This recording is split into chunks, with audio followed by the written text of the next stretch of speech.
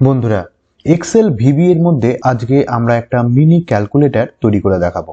বন্ধুরা, আপনারা স্ক্রিনে দেখতে পাচ্ছেন একটা সেলের মধ্যে আমি কি সংখ্যা লিখলাম। প্রথমটাতে লিখলাম 40, তারপরটাতে লিখলাম 20। ওকে, এবার দেখুন নিচে কতগুলো বাটন আছে। প্রথমটাতে প্লাস, মাল্টিপ্লিকেশন, ডিভিশন এবং সাবট্রাকশন। ওকে, যখনই আমি প্লাসে করলাম সঙ্গে সঙ্গে যোগ দেখিয়ে দিল এই সেলটার মধ্যে। গুণ করার সঙ্গে সঙ্গে গুণ দেখিয়ে দিল, সঙ্গে সঙ্গে দেখুন এখানে সিম্বলটা চেঞ্জ হয়ে গেল অটোমেটিক। ভাগ যখনই করছি তখন দেখুন এর ভাগ দেখিয়ে দিল একই সেলের মধ্যে। আবার যখন সাবট্রাকশন বিয়োগ করছি তখন আবার এর বিয়োগ ফল দেখিয়ে দিল এবং সঙ্গে সঙ্গে সিম্বলটাও চেঞ্জ হয়ে গেল। আবার ক্লিয়ার যখন করছি তখন আবার ক্লিয়ার হয়ে গেল। তো বন্ধুরা, এই ধরনের যোগ বিয়োগ গুণ ভাগ আমরা ফর্মুলার মাধ্যমে করে থাকি, কিন্তু আজকে ভিবি এর মধ্যে দেখাবো। ভিবি তে একটা সুবিধা কি হলো বন্ধুরা, দেখুন একটা সেলের মধ্যেই কিন্তু আমরা যোগ বিয়োগ গুণ ভাগের ক্যালকুলেশন করছি ডিফারেন্স বাটনে ক্লিক করে। তাহলে বন্ধুরা, এই কোডিংটা আমরা ভিবিএ তে করে দেখাবো। খুব সহজ বন্ধুরা, আপনারা একবার দেখলেই বুঝতে পারবেন। আর পরবর্তীতে আমরা আরো অনেক ক্যালকুলেশন করে দেখাবো। এছাড়া বন্ধুরা, আমাদের এক্সেল প্লেলিস্টের মধ্যে 100খানা ভিডিও আছে।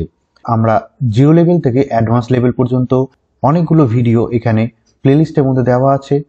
আপনারা চাইলে এখান থেকে দেখতে পারবেন। এখানে বিভিন্ন রকম ফর্মুলা এবং বিভিন্ন রকম এক্সাম্পলের মাধ্যমে সহজভাবে দেখানো হয়েছে। এছাড়া বন্ধুরা, অনেক ফাংশন এখানে অ্যাপ্লাই করা হয়েছে। আপনারা অফিসিয়াল কাজ থেকে শুরু করে ইন্টারভিউ থেকে শুরু করে অনেক ধরনের এক্সামে আপনারা প্রিপেয়ার হতে পারবেন আমাদের এই প্লেলিস্টগুলো ফলো করলে। তাহলে বন্ধুরা, অবশ্যই সাবস্ক্রাইব করুন আর দেখে নিন আমাদের প্লেলিস্টগুলো। তাহলে বন্ধুরা, স্ক্রিনে দেখতে পাচ্ছেন এই ধরনের ক্যালকুলেশন আমরা ভিবিএ কোডিং এর মাধ্যমে করব কি করে, এটাই দেখে নেওয়া যাক। তাহলে বন্ধুরা, এক্সেলের একটা সিটে আমরা চলে গেলাম। এই যে বন্ধুরা দেখুন, এই ডিজাইনটা আমরা করে রেখেছি আগে থেকেই। এখানে 3টা সেলকে আমরা নিয়ে নিয়েছি, কালার করে নিয়েছি, আর এখানে ইকুয়াল টু চিহ্ন, আর এখানে আমরা কোশ্চেন মার্ক চিহ্নটা দিয়ে রাখলাম। ওকে বন্ধুরা, এইবার আমরা চলে যাব কোথায়, ভিজুয়াল স্টুডিও কোডিং এর মধ্যে। তার জন্য আমরা যাব অল্টার F1 প্রেস করলাম, সঙ্গে সঙ্গে ভিজুয়াল স্টুডিও কোড ওপেন হয়ে গেল। আমরা সাইড বাই সাইড আপনাদেরকে করে দেখাচ্ছি।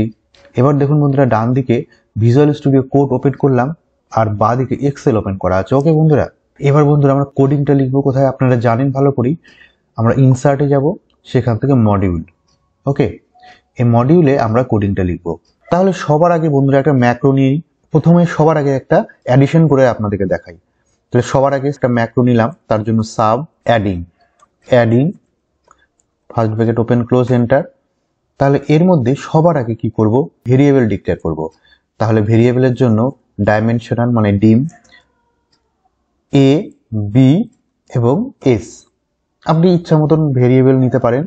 আমরা এই 3টা ভেরিয়েবল নিব অ্যাজ ডাবল কেন নিলাম বন্ধুরা, আমরা ফ্লোটিং পয়েন্ট টু ব্যবহার করব বন্ধুরা, এই জন্যই আমরা ডাবল নিয়ে নিলাম। এইবার সবার আগে কাজ হবে, আমরা যে ভ্যালুটা এই সেলের মধ্যে অ্যাকসেপ্ট করব বা নিব, সেই ভ্যালুটাকে আমরা ভিবি এর মধ্যে নিয়ে আসবো।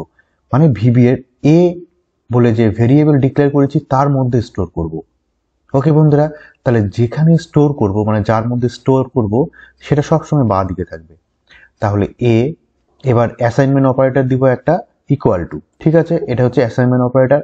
এবার তার পাশে লিখবো কি, রেঞ্জ ডবল ইনভার্টেড কমার মধ্যে এই সেলটা কি আছে, D10। এই যে দেখুন D10। ওকে, তাহলে এখানে D10 bracket close dot value. Okay, তাহলে এই সেলের মধ্যে যেটা লিখবো সেটা এর মধ্যে স্টোর হয়ে গেল। ডান দিকে রেঞ্জ D10 বলতে এটা এই সেলটা, তার ভ্যালু, তার মানে D10 এর মধ্যে যে ভ্যালুটা থাকবে সেটা অ্যাসাইন হবে কোথায়, এর মধ্যে। তার মানে এই ভেরিয়েবলের মধ্যে স্টোর হয়ে যাবে। আর এটা কি ধরনের ভেরিয়েবল, এটা হচ্ছে ইন্টিজার টাইপ ভেরিয়েবল, যার মধ্যে পয়েন্টও এর মধ্যে অ্যাকসেপ্ট হবে। ওকে, ঠিক একই রকম ভাবে B equal to range first bracket double invert কমার মধ্যে দ্বিতীয় নাম্বারটা কোথায় লিখবো, আমরা লিখবো F10 সেলের মধ্যে। তার মানে F10 double invert comma close bracket close dot value. Okay, তাহলে এ এবং বি দুটো ভেরিয়েবলের মধ্যে দুটো নাম্বার যেটা D10 এবং F10 এর মধ্যে স্টোর করা হয়েছে সেগুলো এ আর বি এর মধ্যে স্টোর হয়ে গেল। নেক্সট এবার আমি কি করব, যোগ করব, এবং যোগফলটা আমি কোথায় করব, এস এর মধ্যে। তাহলে যেখানে করব সেটা আগে লিখলাম এস ইকুয়াল টু এবার এ প্লাস বি, কারণ এটা যোগ করছি আমরা। ওকে, এইবার কি করব, যোগ করার সঙ্গে সঙ্গে এই যে সিম্বলটা দেখতে পাচ্ছেন এই সিম্বলটা চেঞ্জ হয়ে যাবে। ওকে, তাহলে এই সিম্বলটা কোথায় আছে, কোন সেলে আছে, E10। Okay, range E10 double into comma close dot value. Okay, এর আগেরটা যে স্টেটমেন্টটা করলাম সেটা হচ্ছে সেলের মধ্যে যেটা ভ্যালু আছে সেটা আমরা ভেরিয়েবলের মধ্যে স্টোর করলাম। এর পরের স্টেটমেন্টটা কি করব বন্ধুরা, এই যে সেল দেখতে পাচ্ছেন কোশ্চেন মার্ক চিহ্ন আছে, এখানে আমরা যদি অ্যাডিং করব তাহলে সঙ্গে সঙ্গে এখানে আমার একটা প্লাস চিহ্ন চলে আসবে। তাহলে এইবার এই সেলের মধ্যে একটা ভ্যালু অ্যাসাইন করব। তাহলে এই সেলটার নাম কি, E10। এবার এই স্টেটমেন্টটা ঠিক রিভার্স হবে। কিভাবে দেখুন, রেঞ্জ এখানে E10 সেলটা আমরা লিখলাম, dot value equal two plus, তাহলে ডবল ইনভার্ট কমার মধ্যে প্লাস, যেহেতু এটা ক্যারেক্টার ডবল ইনভার্ট কমা অবশ্যই লাগবে। ওকে, এইবার একই রকম ভাবে এই সেলের মধ্যে আমরা রেজাল্টটা নিব। তাহলে রেজাল্টটা কার মধ্যে আছে, এস এর মধ্যে আছে। Okay, range H10 double inverted comma close dot value equal to S.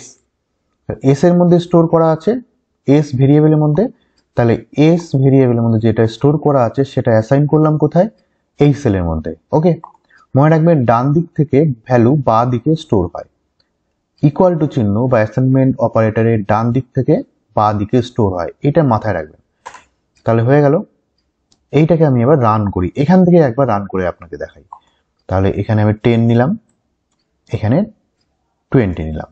ওকে, এবার আমি এখান থেকে রান করলাম, সঙ্গে সঙ্গে দেখুন প্লাস চিহ্ন হয়ে গেল এবং এখানে 30 হয়ে গেল। বুঝতে পারছেন? তাহলে এইভাবে করতে হয়। এবার বন্ধুরা এই একটা আমার হয়ে গেল অ্যাডিং, এটাকে আমরা কপি করলাম, কপি করার পরে আমি পেস্ট করে দিলাম। এবার অ্যাডিংটাকে আমি চেঞ্জ করে এরপরে করব সাবস্ট্রাকশন, সাবস্ট্রাক্ট করলাম। ওকে, তাহলে এই জায়গাটা বাকি সবই একই রকম থাকবে, শুধু এখানে মাইনাস করে দিলাম আর এখানে সিম্বলটাকে মাইনাস করে দিলাম। ওকে, এবার বন্ধুরা আমরা দুটোকে এখানে কি করব, ভিউ গেলাম, ভিউ থেকে ম্যাক্রো, ম্যাক্রো থেকে ভিউ ম্যাক্রো, দেখুন এখানে অ্যাডিং আর সাবস্ট্রাকশনের দুটো অলরেডি তৈরি হয়ে গেছে। তো এবার আমরা রান করব, এখানে বাটন নিব।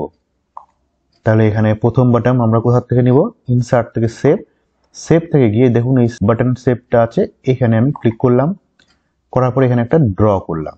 ওকে, এখানে আমি অ্যাড টেক্সট গিয়ে প্লাস নিলাম, আরো একটা ইনসার্ট করলাম,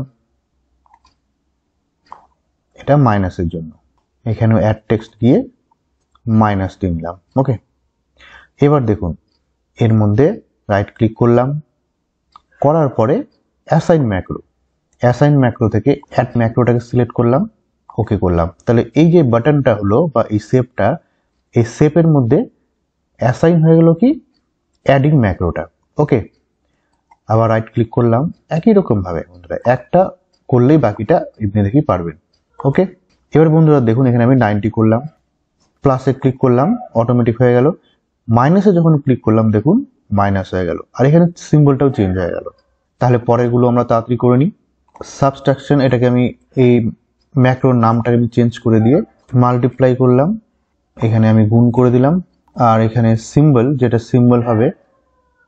সিম্বল হবে সেটাকে আমি গুণ করলাম, এক্স এখানে নিয়ে নিলাম।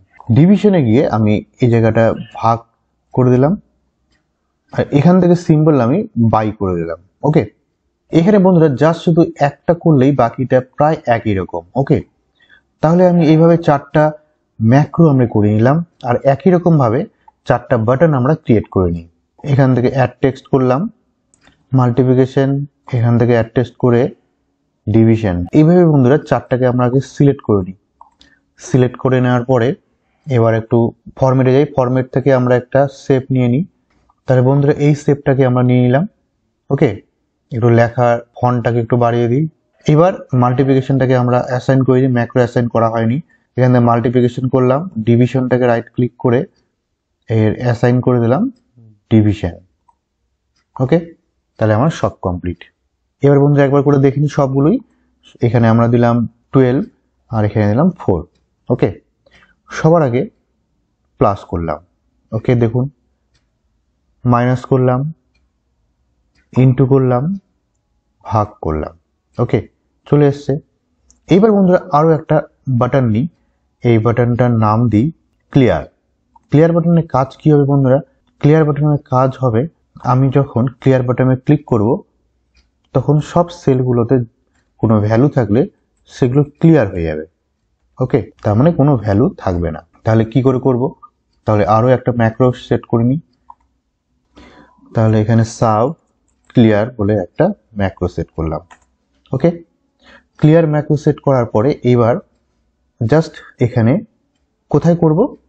এই সেলগুলোতে এফেক্ট হবে। ওকে, তাহলে এই সেলগুলোর মধ্যে আমি ভ্যালু করব কি 0। তাহলে রেঞ্জ, প্রথম সেলটাতে কি আছে? নাম D10, তাহলে D10 ডট ভ্যালু, এইখানে আমি কি করব? ইকুয়াল টু দিয়ে 0। ওকে, তারপরেরটাও একই রকম ভাবে দেখুন D10, তারপরে কি আছে? এই সিম্বলটা, এই সিম্বলের জন্য এই সেলটার নাম কি? E10, তাহলে E10 ডট ভ্যালু, এখানে আমরা রাখবো কোশ্চেন মার্ক চিহ্ন। ওকে, তার মানে আমরা জানি না কি করব। এরপরে এই সেলটা তাহলে F10, এখানেও 0, আর তারপরেরটা এটা কি? H10, তাহলে H10ও 0। ওকে, এবার এখানে এসে রাইট ক্লিক করে অ্যাসাইন করে দিই, দেখুন চলে আসলো ক্লিয়ার। ওকে, এবার ফুল স্ক্রিন করে আপনাকে দেখাই। দেখুন যখনই ক্লিক করলাম দেখুন সব 0 হয়ে গেল। এবার এখানে 25, এখানে 5। ওকে, দেখুন প্লাস, ইনটু করলাম, সাবট্রাকশন করলাম, ডিভিশন করলাম, ক্লিয়ার করলাম। ওকে বন্ধুরা, এইভাবে বন্ধুরা একটা মিনি ক্যালকুলেটর তৈরি করতে পারবো। আর হ্যাঁ বন্ধুরা, এই গ্রিডগুলোকে যদি আমরা তুলতে হয় তাহলে আমরা সোজা চলে যাব ভিউ থেকে, দেখুন গ্রিড লাইন আছে, এই গ্রিড লাইন চেকটাকে আমি আউট করে দিলাম, তাহলেই যে রো এবং কলামে যে গ্রিডগুলো দেখা যায় সেগুলো থাকবে না। ওকে, আর বন্ধুরা আরো একটা বিষয় দেখিয়ে দিই, এটাকে আমরা সেভ করব কি করে। সিম্পল ভাবে যদি আমরা সেভ করি তাহলে কিন্তু ম্যাক্রোগুলো কিন্তু সেভ হবে না। তাহলে এটা সেভ করতে গেলে সেভে ক্লিক করলাম। ওকে, দেখুন এই নিচে দেখতে পাচ্ছেন সেভ অ্যাজ টাইপ, এখান থেকে আমাদেরকে নিতে হবে এক্সেল ম্যাক্রো এনেবল ওয়ার্কবুক। ওকে, এই অপশনটাতে ক্লিক করতে হবে, করে এবার আপনি ফাইলটার নাম কি দিবেন? Mini calculator dot XLS M বল ম্যাক্রো। এবার আপনি সেভ করুন। তাহলে এইভাবে ম্যাক্রো যখনই আপনি ডিফাইন করবেন এক্সেলে, তখন কিন্তু সেভ করার সময় ম্যাক্রো এনেবল মোডে সেভ করতে হবে। ওকে বন্ধুরা, তাহলে আজকের ভিডিওটা যদি আপনাদের ভালো লাগে তাহলে অবশ্যই আমাদের চ্যানেলকে সাবস্ক্রাইব করবেন। ততক্ষণের জন্য ধন্যবাদ।